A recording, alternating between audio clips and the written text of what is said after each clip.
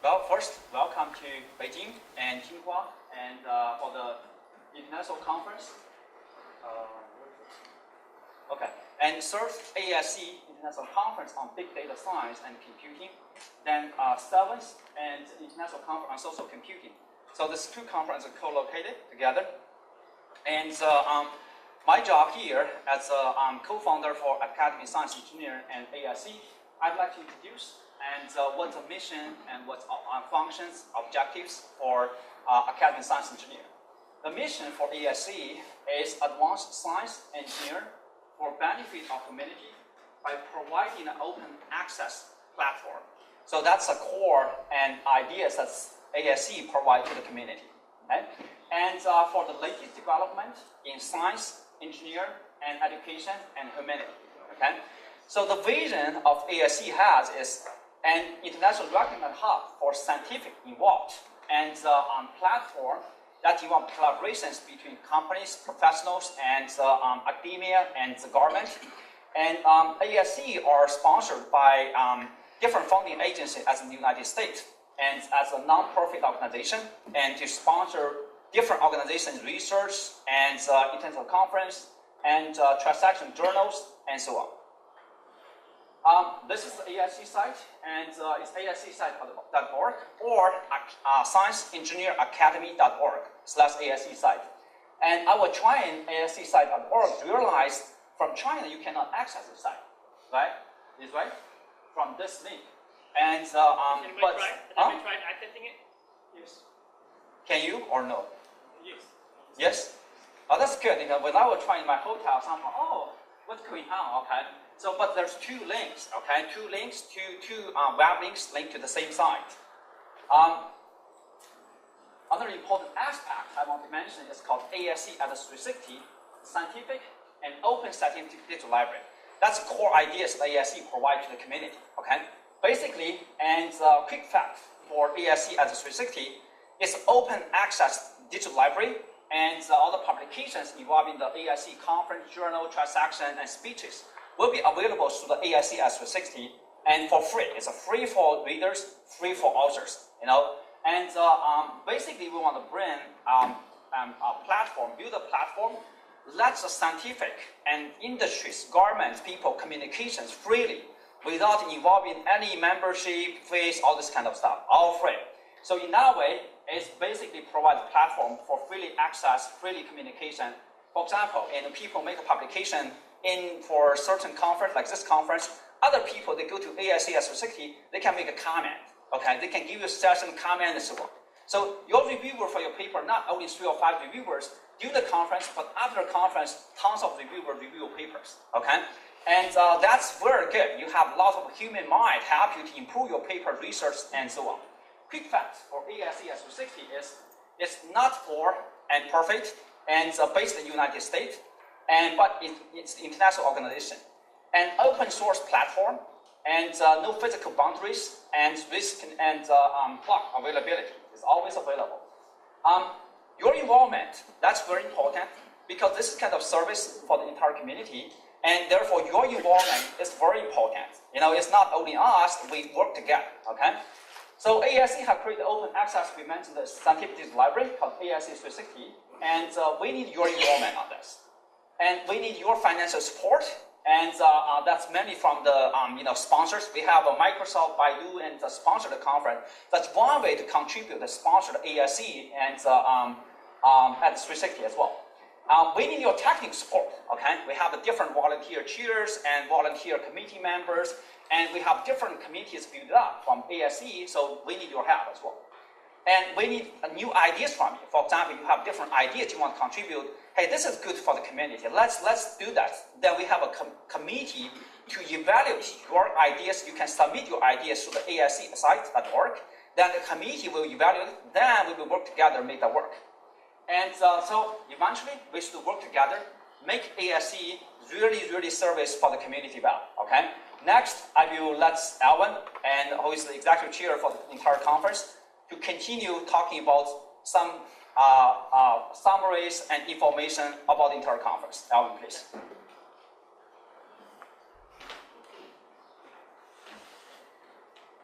Okay, thank you, Justin. So, Justin said I'm Alvin Chin. I'm from Microsoft, and I'm the executive chair for the ASE Big Data Science and Social Computing Conference. So, welcome you all to come to Beijing and to Tsinghua and to our conference. So, a little bit about some statistics about this conference. So, this conference is 3 days. So, today, tomorrow, and the day after. We have 6 invited keynote speakers, 2 speakers for each day, morning and afternoon.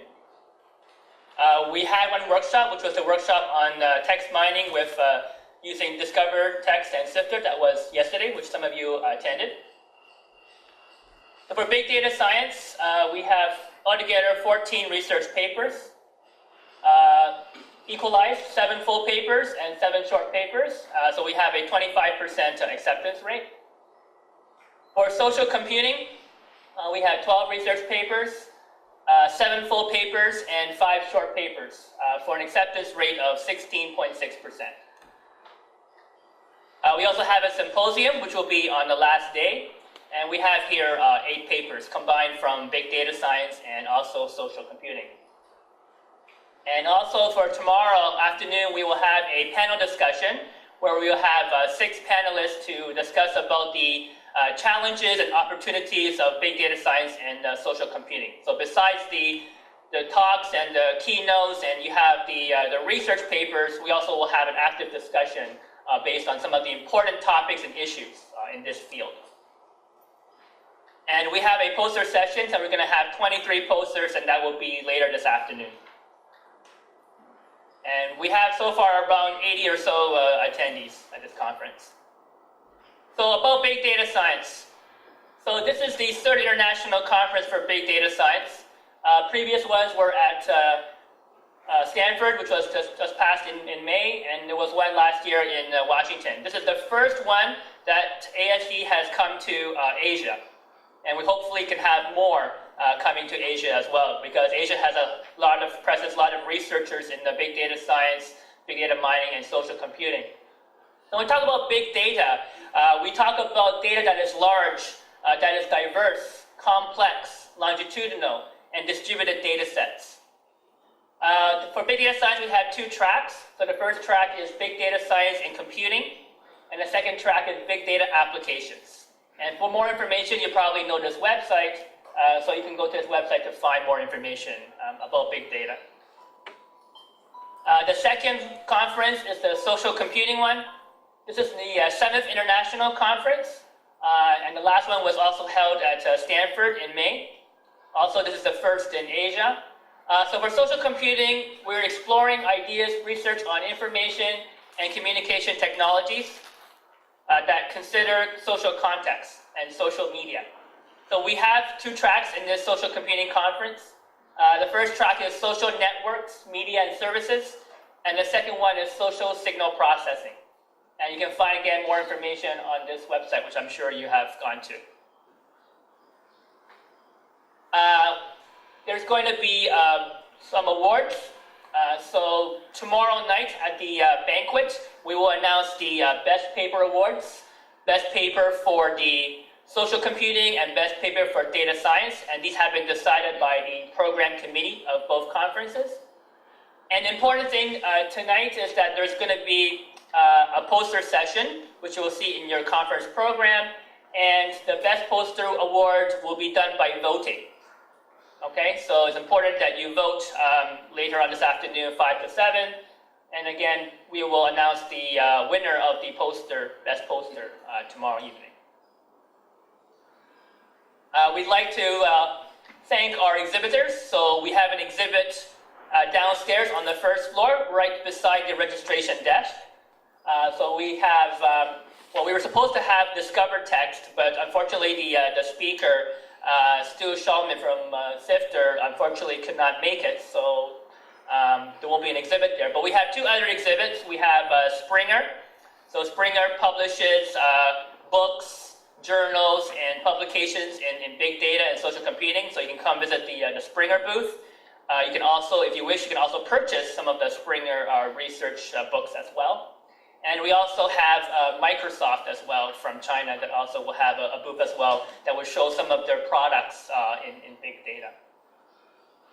Okay, so now I'd like to welcome our local chair, DrWayne Huang from Tsinghua University, who's done an exceptional job to have the student volunteers and organize the local arrangements. So DrWayne, can you please say a few words?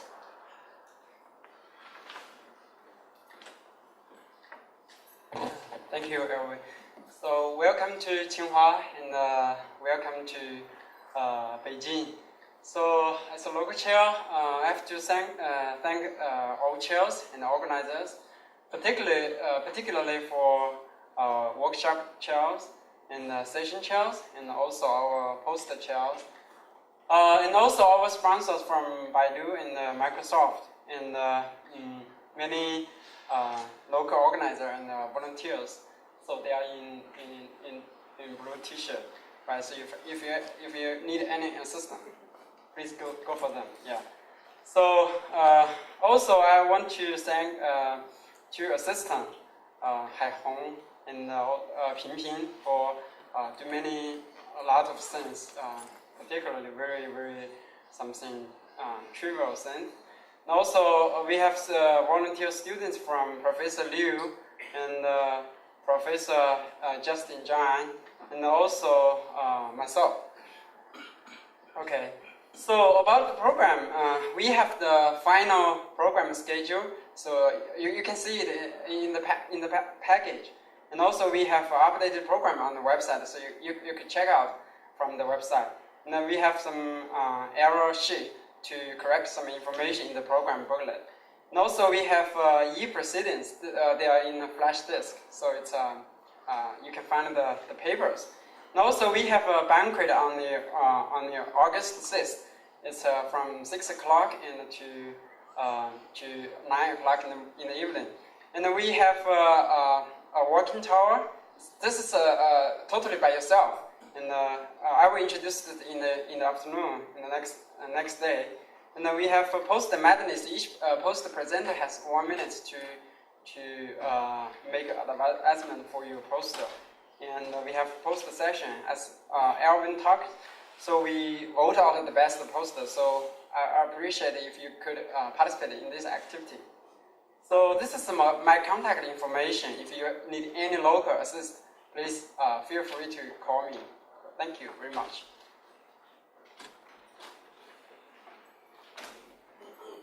Okay, thank you, Minli, for that.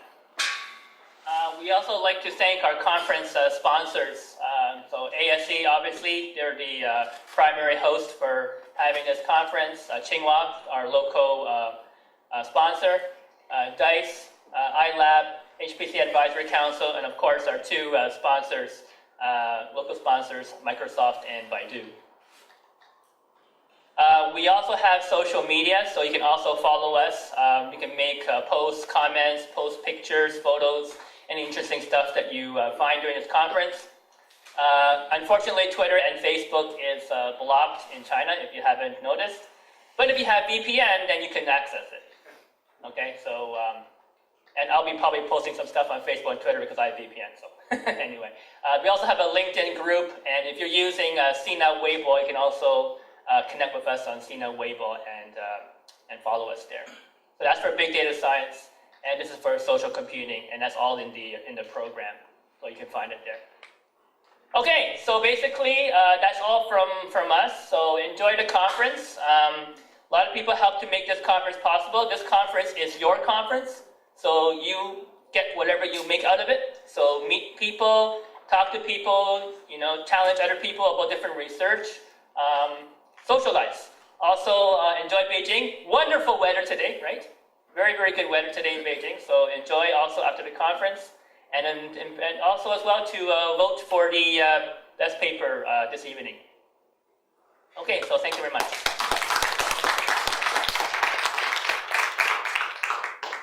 Okay, so now we're going to start our first keynote speaker. So I'd like to invite Justin Zhan, who will be the session chair for this keynote.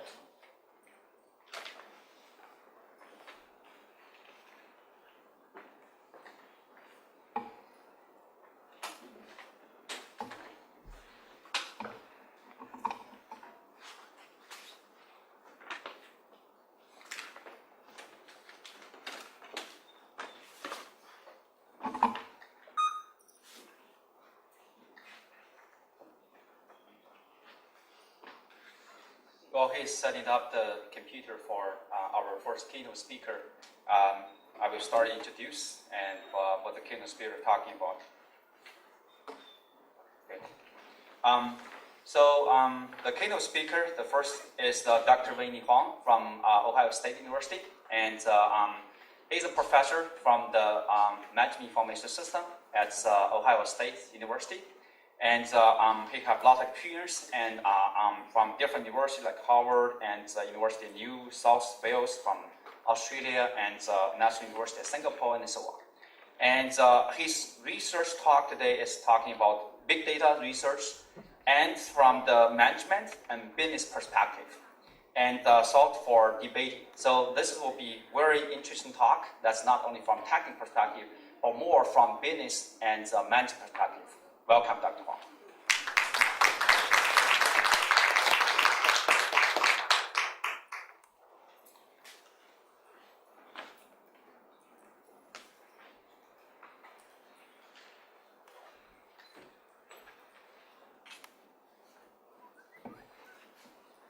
Good morning, everyone, and thanks to Justin, Alvin, and Tsinghua for working together to organize this international conference.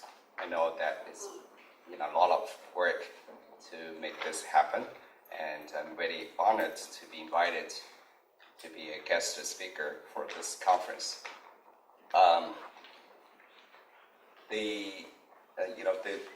From the introduction of Justin, my background is from business school. I'm not from the engineering, not from the computer science background.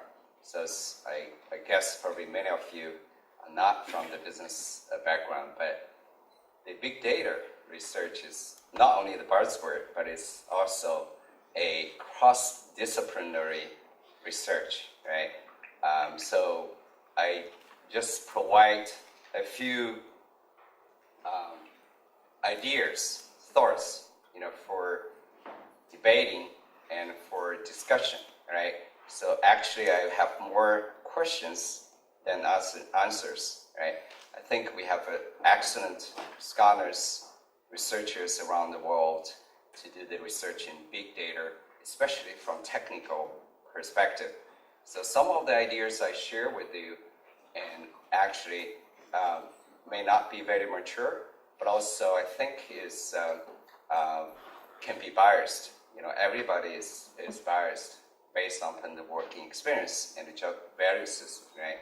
So the point is not about the biased ideas, but it's more about the scientific exchange of ideas and the thought-provoking for advancing the research in this area.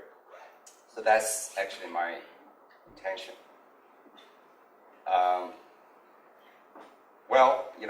Everybody knows that the big data is coming, and China claims to have 5,000 years written history, right? So we did a little bit calculation. Not only China, if we digitize all the knowledge of China's non-written history in the past 5,000 years history, and it's actually 5 years ago, I think that actually all the data being, digitized is kind of equivalent to 2 days data amount we are able to capture and save in modern days. Actually, this data was based on the 5 years ago kind of a data estimation, right? So it's a huge issue. From business perspective, this I will share some of the biased business school researchers' perspective. But this is a research done by McKinsey. I think that was probably 2011 or 2012, right? So why actually big data? I think many of us know this buzzword probably appeared in the 1990s, in the middle of 1990s. I'm from the research, I think I searched for the origin of this buzzword, big data. I think it was, it appeared in the middle of 1990s, right, in Silicon Valley area. So, in other words, actually, the big data research appeared to some, became a more popular 1990s. But why now, become a buzzword, right? So many, from business perspective, is because of the business value driven.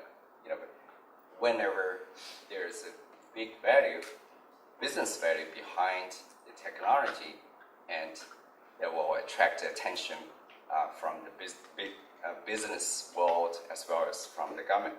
So here, just summarize some of those things. Probably we already know, right? So from government sectors, that the EU, this data probably, I think, we haven't seen the latest data, but I think that will be increased, right? So each year there will be 215 billion euro dollars value per year. If we be able to really kind of dig out the business value from the government sector. From U.S. perspective, healthcare industries, huge industry in U.S. is actually contributes up to 1/3 of U.S. GDP, right? So that's the big area, the beneficial part of the big data industry evolution, right? U.S. retail, for example, if big data can be utilized very well, that will increase up to 60% in net margin. Well, now I think in the business world, each company, right, I think especially probably in Tsinghua area, there are lots of technological companies being set up, and venture capitalists are here in the surrounding area as well. To set up a company, we know that we need capital, we need human resources. They're most important assets for any company. But now, we realize actually there's another very valuable asset each company cannot forget or ignore to compete in the 21st century. So that's the data, right? So interestingly enough, if you look at the data and to look at the kind of a matured economic development status, we found actually kind of an interesting correlation between the big data in terms of the amount of the new data being captured, stored, and the economic development status, right? So this is the estimation actually done in 4 years ago, right? But it can really shows this kind of a correlation. For example, North America, right? So it's still the leading area in the world in terms of the new data being captured, stored each year, right? So it's bigger than 3,500, and Europe as a whole is about 2,000, and China as the world's second largest economy in the asset, in terms of the asset of data, is 250. Japan, 400. India is here around 50. So you can see that the developed world, right, mainly in U.S., Canada, North America, as well as Europe, right, Germany, UK, France, they're still leading in terms of the data asset.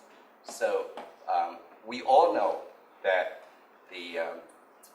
we're now living the two worlds, right? One is the physical world, one is the virtual world or in digital world.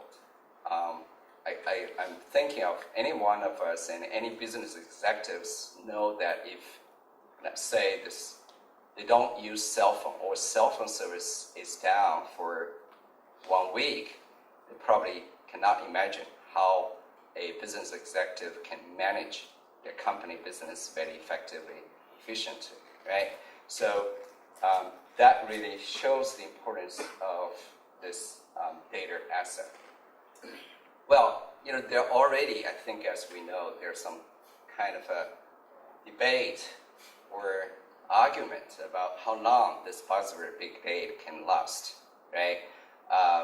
Some people argue that big data is a temporary buzzword, is a hype, right? We will go away, maybe, who knows, a few years later. That's actually very interesting, probably, observation. Probably many of us, we also think about this question. We devote our time, efforts in doing the research in this area. How long this kind of a, the kind of a new wave of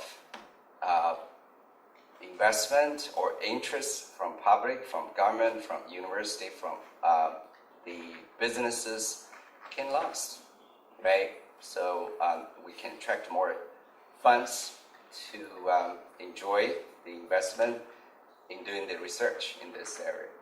I think we can kind of history, if it can tell us something, we can think about e-commerce, right? So e-commerce, even though the technology appeared in the later 60s and 70s, but it became popular in 1990s, right? So we all knew that the internet bubble burst in early 2000 or 2001. So, but it came back, right, after that. So, there's a famous debate among two tycoons in China, Ma Yun and Wang Jianing, right, debating on the future of e-commerce. And later on, more recently, I think Wang Jianing stepped kind of back to say he did not really want the debate, right? He realized that actually he's going to lose. So how about the possible development trend for big data? It could be quite similar, but in one of the, from business management research perspective, we think that actually it provides very good lessons or kind of thoughts for us to see the possible challenges for big data development, especially from the research funding and sustainability this area. So what I would like to share with you is some of the source, actually, also from the business school researchers' perspective. About 2 years ago, MIT actually organized an international conference on big data, and by integrating their research, their efforts from engineering school, computer science, statistics, and snow management school, right? During that conference, actually there are two conclusions being made. Even though they're diverse ideas and great research findings, right? But the two kind of consensus being reached during that conference, where actually the United Nations, Microsoft, Google, all this Gartner group, they were all present to share their ideas. So two conclusions. The first one is very clear. Even in the U.S., in the next 5 or 10 years, there's a tenants shortage. Probably we all know. The second, actually, the real challenge for the big data research and industry development is actually about the is not about technology, it's about the management. Not because technology is not important, but actually it's very important, but because we have excellent technological researchers, scientists like you, many of you are here, those technical challenges can be resolved, can be solved in many people's mind relatively easily in the next 5 or 10 years, right? So will not become a big challenge. The big challenge is actually change the mind of those business executives like Fortune 500 companies or the big giants in China, you know, the Baidu or Alibaba or, you know, Tencent, right? Including the decision makers of government, right? That controls their funding. So they need to change their traditionally kind of a familiar decision-making paradigm or model to data-based or data-driven. It's very easy to say that, but it's difficult to really think. Many of us, if we have had the experience to work in the government sectors as well as business sectors, if you like to attract attention from CEOs of your company by, you know, in the annual board meeting, for example, in Ford company, right? We did a research case study in US, in Ford, it's a car manufacturing company. They realized the importance of information systems or technology in their annual board meeting. The board meeting have 4 walls, right? So one wall is basically, you know, arranged for accounting CFO's board, meaning that CFO has a say and also seat in the board meeting to reporting the development and ideas for the next year or few years about the financial status. So, you know, starting from the later 1990s, early 20s, 2000, they have a war to be arranged for IT. So that's the great process, meaning that the board of directors, the CEOs, each year when they make a, you know, strategic decision, they will listen to IT people. They can, you know, make a decision to invest. That's fortunate for Ford, but main company does not. So think about, you know, if big data in annual budget meeting and big data, the technical manager or, you know, scholars, you don't have a seat, you don't have a say, you don't have a time slot in the board of directors meeting to talk about the importance of the big data investment and research and the support to the business strategy. The big data research or development will not be sustainable because it's those guys who determine the budget, right? So that's a huge, huge challenge.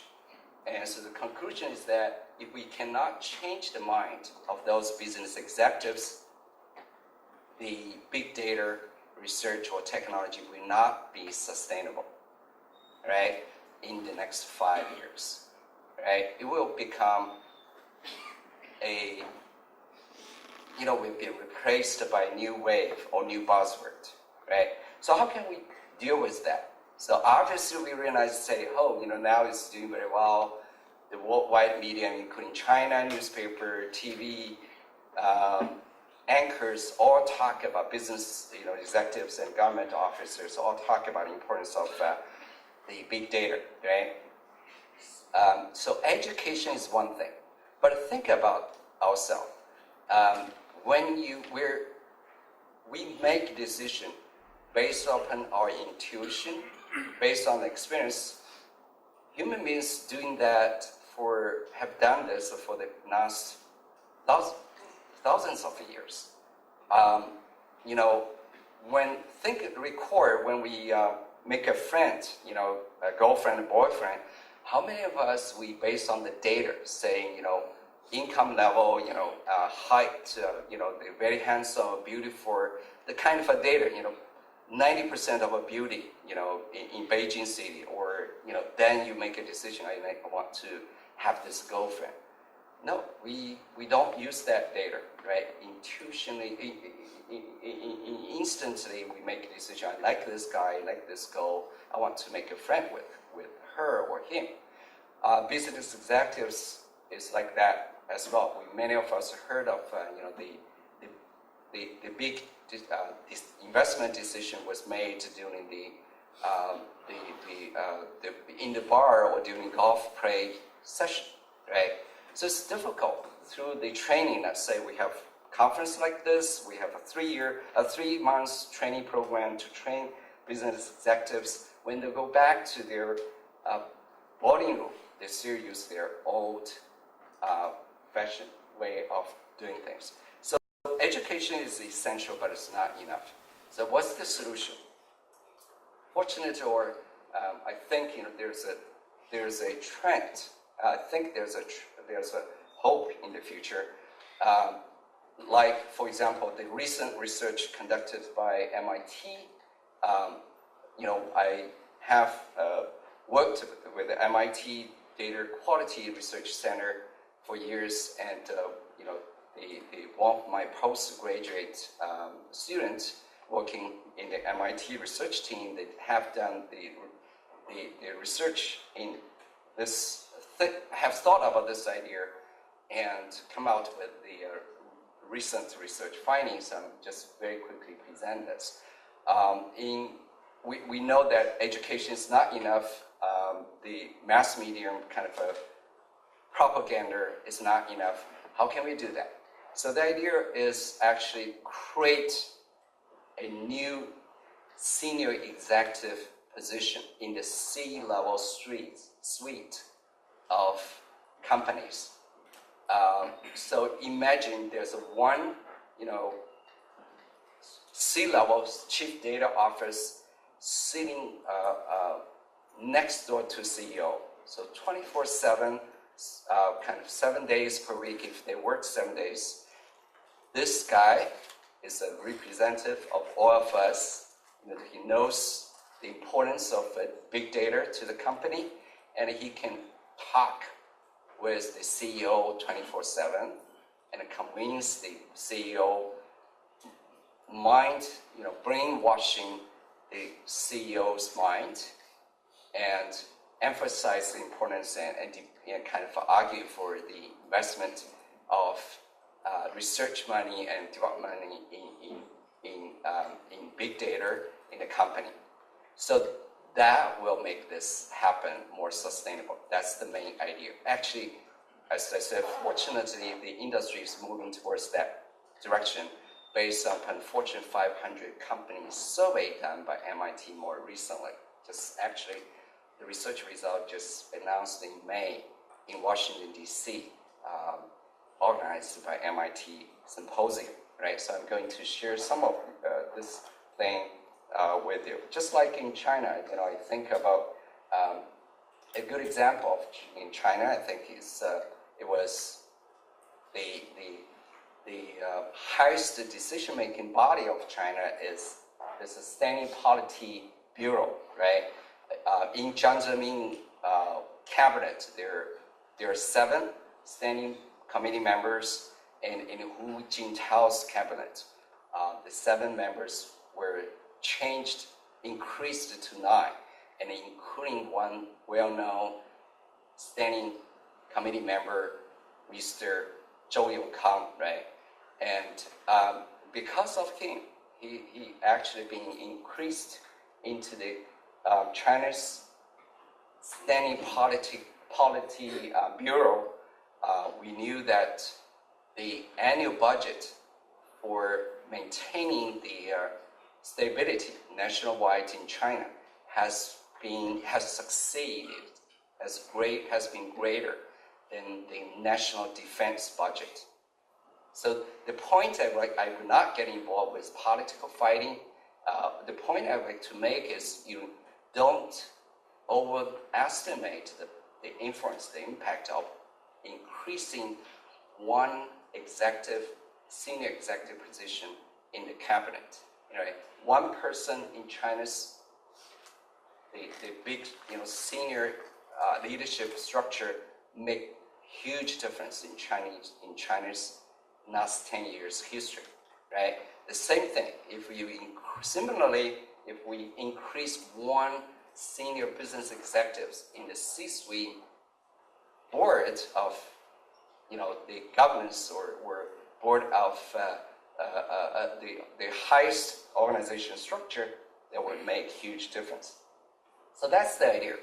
So I'm not going to talk about more, the kind of probably when I have the idea, I would go through a little bit quicker.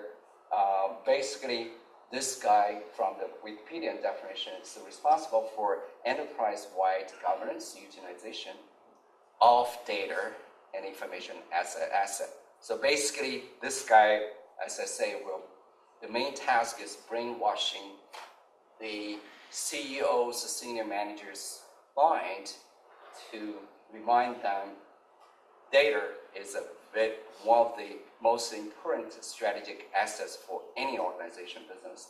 So we can see this is happening. So you may not be able to see the details. I know it's small. I apologize for that.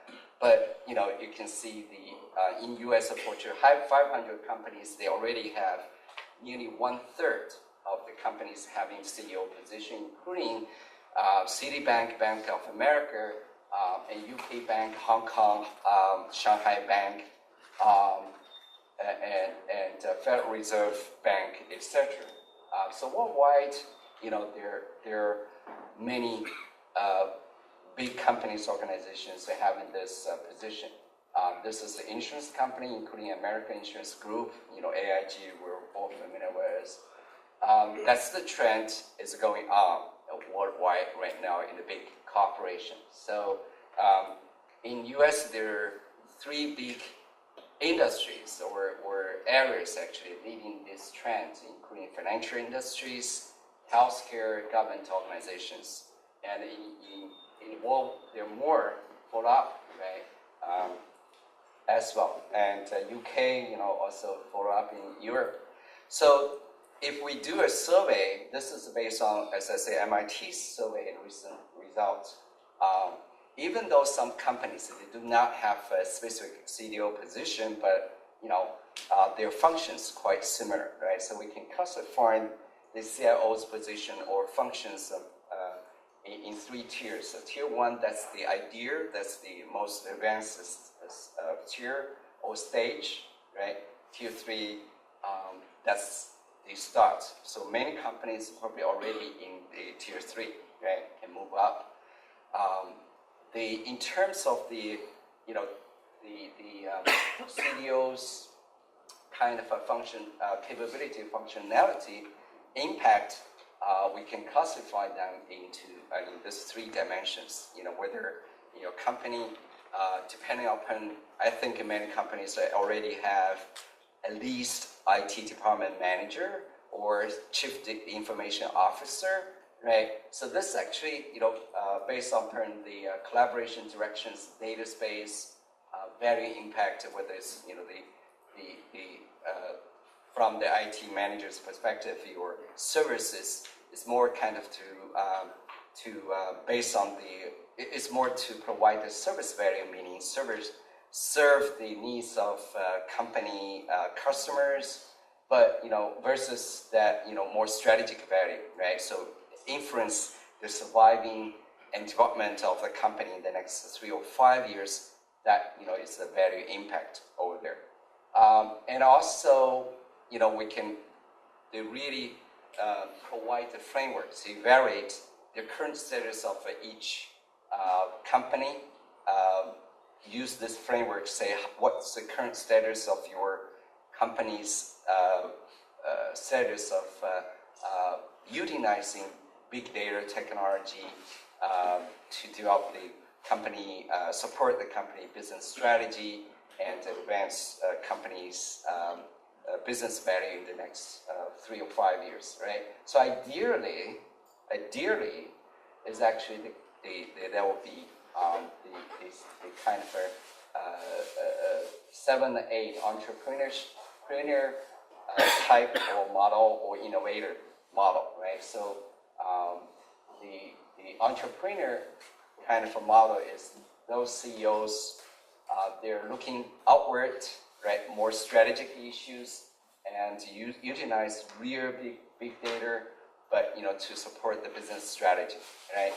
For innovators, that's more serving for internal needs of a company, but based on the big data analysis, and also kind of they work out the strategy for support the business strategy for the company.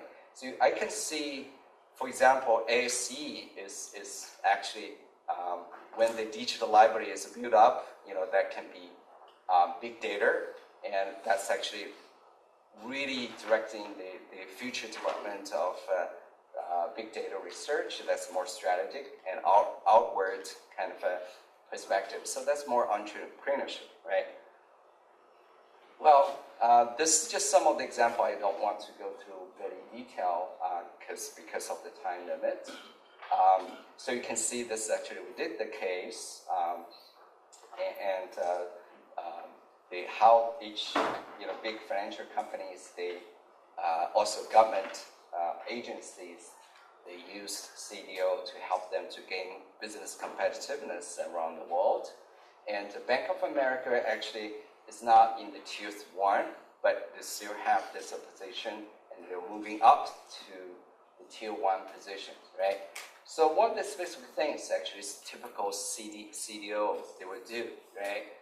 Whether in their daily work. So the key basic, the responsibilities for CDO is talking about data quality, probably more very familiar with, and the data governance.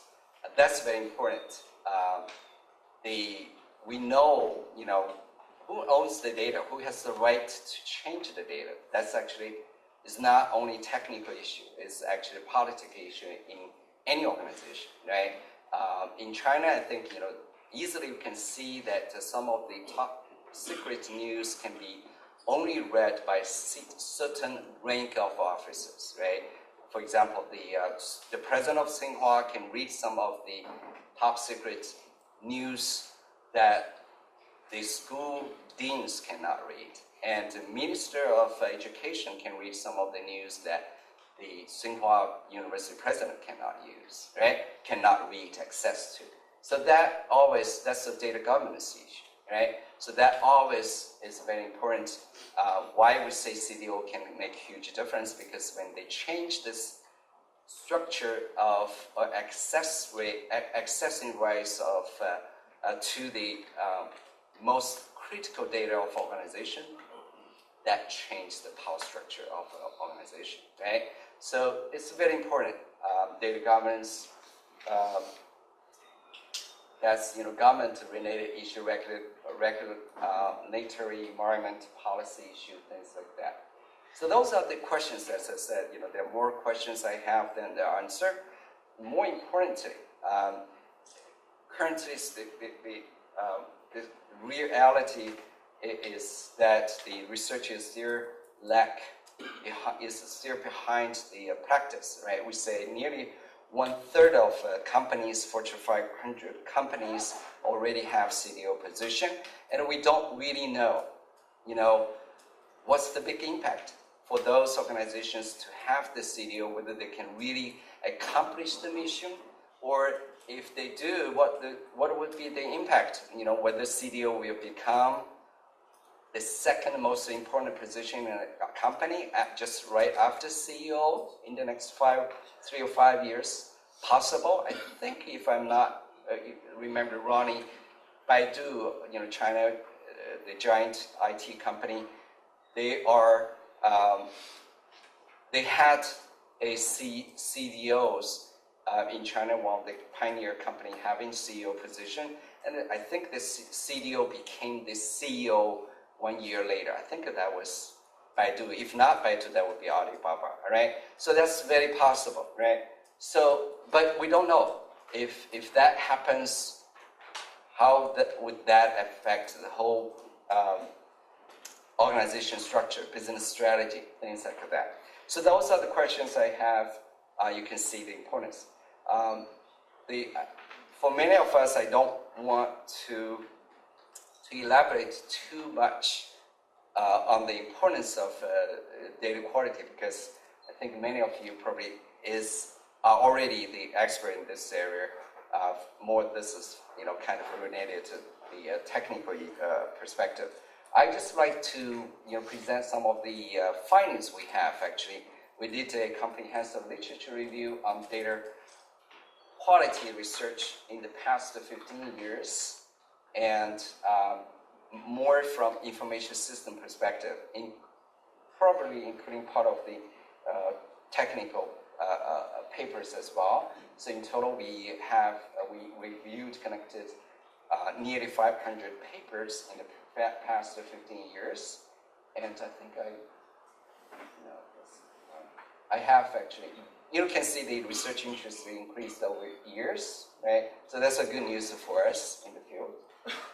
This actually is, the mainly from information system perspective, journal or publishing outlet, but also including some of those technical part journals like CSM. We're familiar with ACM, IEEE, things like that. But for data quality papers, we can see that MIT is a leading conference, organizing a leading conference, ICIQ, and there are more research papers being published in that outlet, right?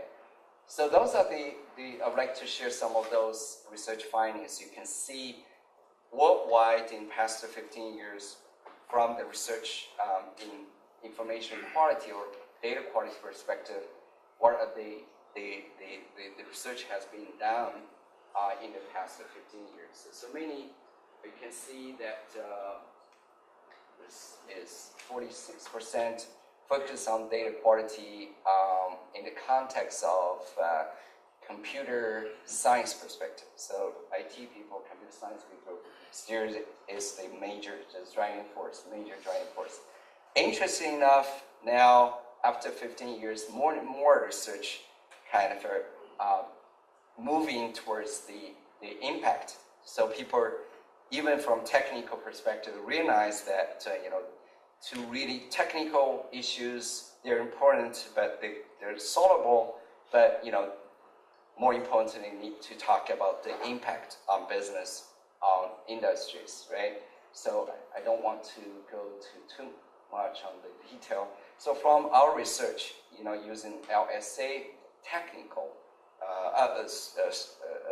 method, we can classify 5 major research areas that can have already been done, or they focus in the data quality area, and then there are 15 most studied topics as well. So quickly,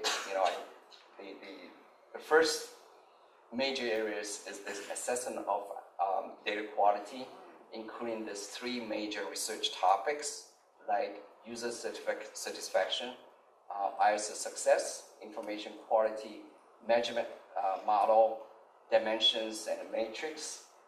Second area, most the researchers focus on in the past 50 years is computing technology of IQ/DQ, right, including these 4 topics. Third one is data quality system applications, more application perspective, and covering these 3 main topics. And the last category area is data process and management. So it's more management perspective. So that's the kind of a conclusion, from our literature reviews research. So the core area actually over the past 15 years are quite stable. So worldwide scholars, researchers, they are mostly interested in studying these 5 areas. But actually, interesting enough, the topics actually changing from more IT-focused topics to more business management, application, process management practices, right? So that really shows, probably provides some of the sorts for big data research in the near future as well. Okay, so from this literature review, that's actually some of the new ideas. And more importantly, I think to make this field more mature, we still need more theoretical and empirical study in addition to technical studies as well. Thank you.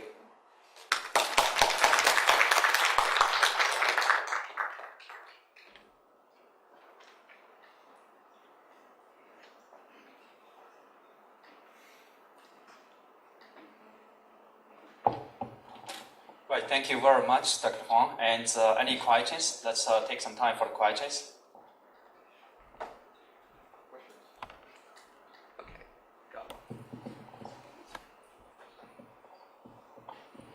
Yeah, so I understand that you are trying to advocate a CDO, which I think it does really make sense. However, I mean, if we look at most of the traditional company, and they already have a CIO which has been doing all the data collections and so forth. How do that and then actually separate the role between the CDO and the CIO? Yep, that's a very good question. We have CIO already from the research we have done or we have known from business perspective. Again, most CIOs, I think their main functions, they still involve a lot of technical issues for the company, like the technical architecture and the hardware, software management, resources management of the company. Not really too much on the strategic level, even though some companies are, but definitely not from the new perspective of data as a strategic asset of the organization, right? So that's a really good question. From this initial research done by MIT, there's three tiers of CDO kind of functions. The tier one, if I'm not remember wrong, is actually reporting CDO position is to reporting to CIO, and then CIO will report to the CEO, right? So so you can see that from the industry kind of a trend, there are different ways of functioning the CDO role in organization. But the idea, probably model, we argue, or industry is moving towards that direction, we think, is that the CDO probably is actually a new position that will directly reporting to CEO, so that if we still have CIO, either the CIO being promoted to be CDO or the CIO will report to the CDO. And because from the main things the CDO will do, that's actually data governance, for example, it's a new thing, right? It's not actually the traditional CIO will work. So ideal CDO will be actually the kind of a guy with the technical background, but also have the business experience and perspective. Actually, the argument, is the ideal person for CDO is actually the guy with more business perspective, so that he can really communicate with the CDO 24/7. Because we need this guy to brainwash the CEO. So he needs to speak the language the CEO, is familiar with. So if we have the guy who speaks the technical jargons that confuse the CEO, that we're not going to happen, right? So that's kind of the current ideas. Some of those, for example, the case study we've done for Citibank or this Bank of America, the tier 3 model CDOs, most of them, they're coming from the more business sector, right, in terms of the experience. Thanks for the good question. I'm not sure whether that answers your question well. Any other question? Yes, please.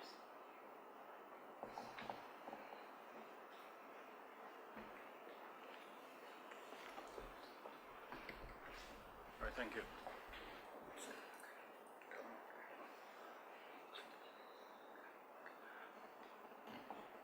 Okay. Right, so it's interesting to say that you say you show a lot of example of success of creation of CDO in companies. But I found looks a lot of those companies actually in the financial or maybe transaction focused sectors. Do you see any good chance that we have CDO position in more traditional manufacturing or infrastructure sectors? And a lot of quite a fraction of U.S. Fortune 500 companies in the sector. Would you say that CDO is less important in those sectors? Again, that's a very good question. It is, in the manufacturing sector, from the model also, not only the 3 tiers of the model, but also this cube, we say CDO cube. So there, from that cube, there are 8 colors. So there are actually 4 from the survey we have done, MIT has done. There are 4 categories of the industry or companies. They're more kind of a pro CDO. And there are 4 categories of the industry or companies. They're more kind of currently focused on traditional model. So definitely I think that probably will coexist for years, really depending upon the industry development trend, and also I think the decision, the marketing force that will make the CEO realize the real business value of having CDO position at the executive level or just the technical support level as the IT department manager role, right? So the even in Fortune 500 companies, as just you mentioned, is actually kind of the conclusion is in line with your comments that in US only 3 big areas actually they have more CDOs: the healthcare, financial industry, and government sector, right? So yeah, that's the reality. So the probably good news is that the kind of a company from, let's say,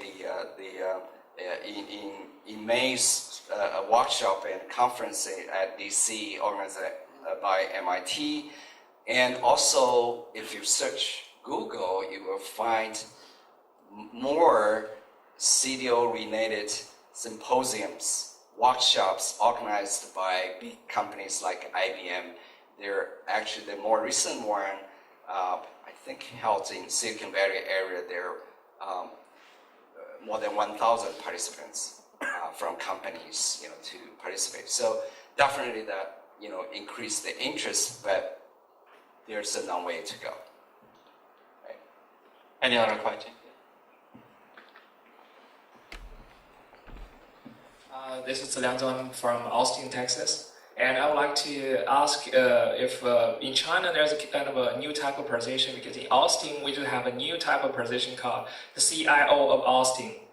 So this is kind of the job responsibility of that CIO of Austin is trying to make Austin one of the smartest cities in the United States. And then she is in charge of the government, like 311 facilities, 911 facilities, and I just joined their meeting to talk about with the professor from the UT Austin, and we talk about how do we utilize the data and the city data, because that's open data now. So that's kind of like a new trend in the United States. I'm not sure, like in China, do we have that type of a CIO in all the cities? Do you think that will be the trend? Good question. I don't think I have the right answer because I'm not the person in charge of China's IT development. I wish some of you got involved with the China National IT Development Program. But I think that's great that Austin has the citywide CEO in charge of the smart city development. By the way, I think the CDO is a new term, right? It's a new position. Actually, from the research, the paper being published in April, I think, from the survey we realized actually that it doesn't matter actually the job title, what kind of job title is, really depends on the kind of a role and the work being done by the top IT guy in the company or organization. So really, from this 3-tier model, especially in the tier 2 and the tier 3 organizations, many of them, they may not really have this job title called the Chief Data Officer. This title, it can be CIO, can be Chief Technology Officer, CTOs, etc. But as long as their main roles and responsibilities are largely involved with the CDO's role, as we, in the article actually defined, we consider that's actually it's more CDO's kind of a position being played in organizations. So I guess that Austin CIO, that's great. Hopefully that, I don't know the specific job specification, but it could, overlap at least with the CDO position.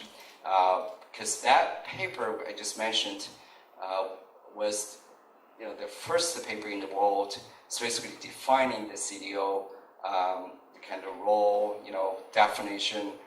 So you see, even from the research perspective, that's very new, right? So it's evolving, so we don't know, in the future what are the key, what are the real fixed roles and responsibilities for CDO.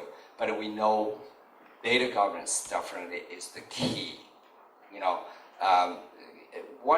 The basic question for CDO, if we talk about the strategic level, is really, for example, for the national security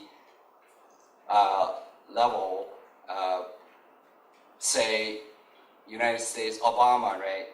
He is the person, probably, I guess he probably is the only person in the US who can press the button to launch the atomic bomb, right? So that's the data governance issue, right? So just think about our organization or company. What are the key, most critical data or information for the company? Have we really realized that, identified that, defined very clearly so that we know who, let's say, the CEO has the right to change and to see that piece of most critical information, and who, in the organization, CFO, Chief Operational Officer. Have we really have that plan? Probably not yet for many organizations. So that's the key issue. If that issue has been clearly defined in the organization structure, that guy being in charge of defining this thing, that's the CDO. It doesn't matter whether this guy is called the COO or CIO, etc. So that's the key thing, we think. All right, thank you. Let's take a last question. Go ahead. My name is Carol Sang from Purdue University. Thanks for the talk, thought-provoking. My question, so I think data-driven methods have been around for a long time, right? So, for example, ever since the point of service systems are there in supermarkets, they get lots of data. So my question is, now the big data we're talking about, has it fundamentally changed the way business decisions are made? How is it different from all these years what we've been doing? Thank you. Yep. Thanks for again. It's a very good question with deep thinking thought. As I said, I have more questions than answers myself. I just share some of my initial thoughts. Yes, data-driven decision making has been in place for years, right? We have artificial intelligence. That's operational management has been years for a long time to really support the business strategy, business operation, and it has done a lot, improved the business operation efficiency in the past decades, right? So what's the difference now, right? From business perspective, we really think in the past, let's say the data-driven decision making changed the operational level from the business operational level kind of a decision making largely, not the decision making level, right? So if we go to supermarket, we can see that all the transactional data are being connected, analyzed, and then the marketing, advertisements, decision making will be largely made depending upon the data-driven kind of analysis model. Like Google, like Walmart, they have all done this, use very sophisticated data analytical model to do that. But that's again, it's more operational level. Even some of the decisions involve the strategic level, but again, largely, if we look at the board of directors meeting, when they discuss about the future 5 years development strategy for the company, many board members, they do not use computers. They probably don't know how to use computers. Not to mention, in their mind, they will think, when we make this decision, what's the data support? Do you have any facts to support? Even though, of course, they will mention some of the data. But most of the time we know, from the survey we have done, we ask the CEOs, the data results are actually used to support the pre-made decisions rather than the otherwise. Many top executives make decision before the data analysis result is coming out. So all this, especially in the government sector, the top leaders make decision and they have all the scientists later on to run the data model to support that decision, rather than say, we have this model, we have this data, and you should make decision based on the scientific research findings. That's the challenge we're going to face. That's the argument we have, say, if not totally successful, but if we can make a little bit difference in this big data era, we can change brainwashing, as I mentioned, some of the CEOs' mind. If when they make big decisions, before they make big decisions, and they have this idea, they was in their mind, they will constantly being reminded, and they accepted this decision-making paradigm. Say, wait a minute. Before I shaking hands when I have a cup of drinks in the bar with another company's executives, when I promise, say, I will invest millions of dollars to buy this huge, to establish a huge data center, I need to see the data before I make this promise, right? So if that can be changed in the near future, and then there will be huge, we think, that's what we talked about, the paradigm shift or brainwashing shift from the big data perspective. So, well, let's thank you, the speaker, again. Thank you very much for the excellent speech. Thank you.